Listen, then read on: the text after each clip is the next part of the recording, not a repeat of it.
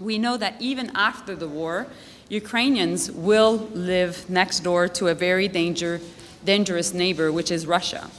And so we are committed to providing you with ongoing, predictable, and sustainable support, including in the form of long-term security commitments.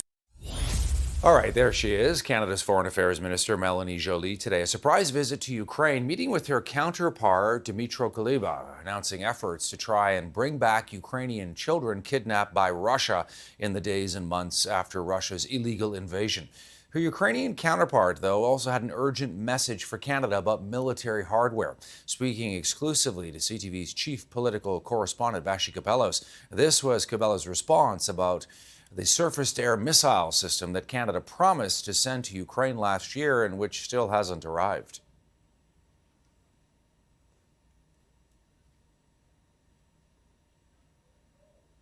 All right, we'll see if we can get that. The Prime Minister was asked about the delay earlier today. Here's some of what he was saying.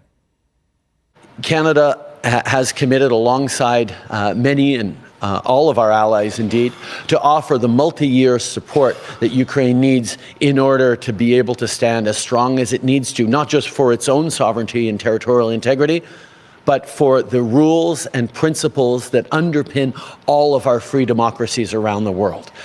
Canada continues to work on that multi-year funding commitment, and we will have an announcement to make in due course, but we will continue to be there unequivocally to support Ukraine.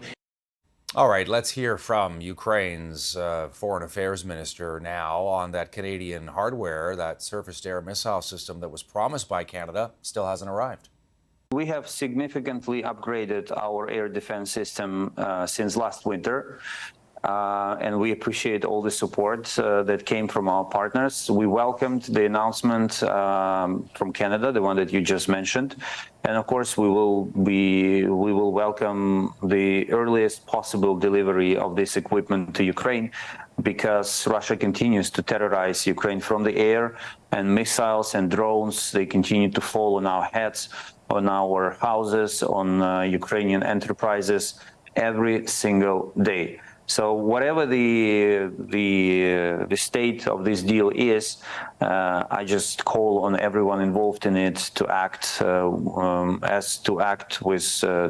without a single delay. What are the impact of those delays? More undefended Ukrainian cities, more Russian missiles and drones falling on us. All right, the implications of that. Let's bring in Major General Denis Thompson, now retired with the Canadian Armed Forces. He was a NATO task force commander and he headed up peacekeeping missions in the Middle East. He's in Montreal today. General Thompson, always a pleasure. Thanks for your time. Your thoughts on that delay of that surface-to-air missile system from Canada to Ukraine?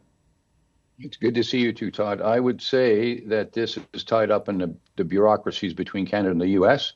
As you know, Canada does not manufacture this particular system, the National Advanced Surface-to-Air Missile System, which is what Canada promised to Ukraine. It's manufactured both in the U.S. and in Norway. It also, though, it fires air-to-air missiles, which is part of the issue here. It's a system that would be very useful for the Ukrainians because it's very flexible in the sense that it doesn't fire just one missile, it fires a whole variety of them. And that's something that Canada can certainly provide to the existing National Advanced Surface-to-Air Missile Systems that Ukraine has.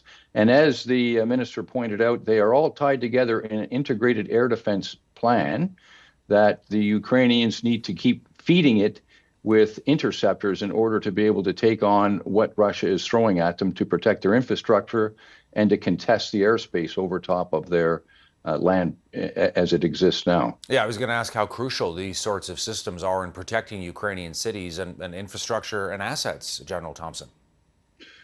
They're extremely important. In fact, if you don't mind, I'm going to quote Lloyd Austin, who spoke at the Ramstein NATO donor conference on the 23rd of January when he said, "I urge this group to dig deep to provide Ukraine with more life-saving ground-based air defense systems and interceptors." That's what they need. And if you run out of them, you're like a boxer who can see the punch coming because they do have quite sophisticated sensors. You can see the punch coming, but you can do nothing about it. And that's not a state that Ukraine wants to be in.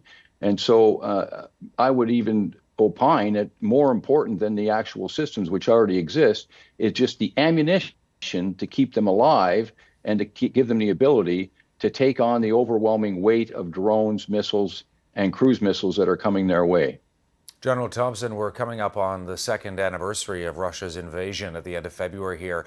Based on your analysis, how bad is the situation right now for the Ukrainians on the ground? I don't know that I would use the word bad. It has shifted to an attritional fight, and they're still protecting not well over, but approximately 80% of their landmass is still in their possession, and they're contesting every day, every inch that the Russians try to take from them. It's an attritional fight. It's desperate because, of course, the Russians have more manpower, and it appears are able to get their hands on more artillery ammunition than the Ukrainians have. They are firing somewhere between 15 and 20,000 152 millimeter howitzer rounds at the Ukrainians, and the Ukrainians can only respond with the NATO equivalent of between 3 to 4,000 rounds a day. We heard today, I believe it was, or perhaps yesterday, that the EU has promised them 220,000 rounds of ammunition, but that's like 3 or 4 months supply. And until the U.S. comes online, this attritional fight, and most of the killing is being done by artillery, it's worth stating, this attritional fight will go to the side that can provide the heavier weight of fire. And for the moment, that's the Russians. But it's not over yet, and the Ukrainians are still very much in the fight, and I think will continue to give the Russians a bloody nose as they're doing in Avdiivka and Bakhmut and around Kharkiv. The European Union on Thursday did agree to give Ukraine 50 billion euros to help shore up their economy, but Ukraine's still waiting for about $60 billion from the U.S., primarily for military funding, and the Republicans continue to block that. How long can the Ukrainians hold out without getting more military help, General Thompson, from the United States? I wouldn't want to speculate on the timeline, but I think the Ukrainians will hold out to the last Ukrainian. In my opinion, they are certainly in this to win. They're not defeatist in any sense. Most of the defeatism, unfortunately, exists outside of Ukraine, and I don't think that's very helpful. But I do believe that they need this assistance from the West, whose GDP, by the way, far outstrips anything that Russia can produce. And so they should be able to, just on a straight attritional basis, overwhelm the Russians in the fullness of time. We just have to get over the current political lockups that we're trapped in at the moment. You are a general. Let me ask you this. We have been tracking all the infighting between Ukraine's President Volodymyr Zelensky and the country's top general, Valery Zaluzhny. A lot of speculation that he's going to be fired today. The Washington Post reporting that Zelensky has decided to get rid of him and, in fact, has informed the Biden administration in Washington. The general, very popular with soldiers and civilians alike. What are the potential implications here if, in fact, that does happen and that general is fired? Listen, number one, in a democracy, we respect the fact that the rule is civil control of the military. Politicians set the general direction of a war, and the generals fight it. If there is a discrepancy between General Zaluzhny and Zelensky, then I'm sorry, the politician wins, and General Zaluzhny will be out, which is unfortunate because, as you state, he's quite popular. He recently wrote a paper on the direction that the Ukrainian war should go. As I understand it, there's some discussion about how many Ukrainian men can be mobilized. He's looking for some 500,000. So essentially, you have a general who's speaking truth to power in his professional capacity. And yes, there may well be some conflict between him and his political master, but at the end of the day, it's the elected politician in a democracy who wins. It's as simple as that. General Thompson, appreciate your time as always. Thank you for joining us here on Power Play to give us your insights. Thank you, Todd, and have a good weekend. You as well, Dennis.